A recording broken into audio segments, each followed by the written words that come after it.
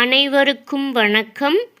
ஒவ்வொரு வியாழக்கிழமை எங்கள் வீட்டில் லக்ஷ்மி குபேரர் பூஜை செய்வது வழக்கம். மாலை 6 மணியிலிருந்து 7 மணிக்குள்ளே செஞ்சுருவோம்.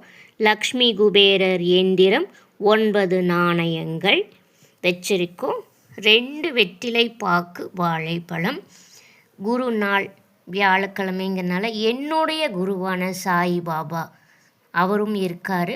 அது லக்ஷ்மி குபேரர் படம் வந்து பார்த்திங்கன்னா லக்ஷ்மி தாயார், காமதேனு, கற்பக விருட்சம், குபேரர் மற்றும் சித்ரலேகா அவருடைய மனைவி, சங்கநிதி பதுமநிதி, வெண்குதிரை அவருடைய வாகனம், கையில் கீரிப்பிள்ளை வந்து கையில் வச்சுருப்பார்.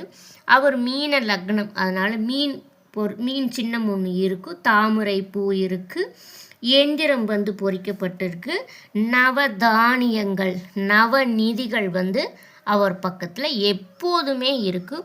ஒவ்வொரு வியாழக்கிழமையும் நம்ம வீடுகளில் தொடர்ந்து லக்ஷ்மி குபேர பூஜை நம்ம செஞ்சுட்டே வரும்போது நம்ம வீட்டில் நல்ல செல்வ செழிப்பு, நல்ல அஷ்ட ஐஸ்வர்யம் நம்ம வீட்டில் எப்பவும் நிலச்சி இருக்குங்க.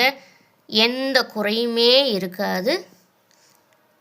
நீங்களும் செஞ்சு பாருங்கள். லக்ஷ்மி குபேரர் பூஜை.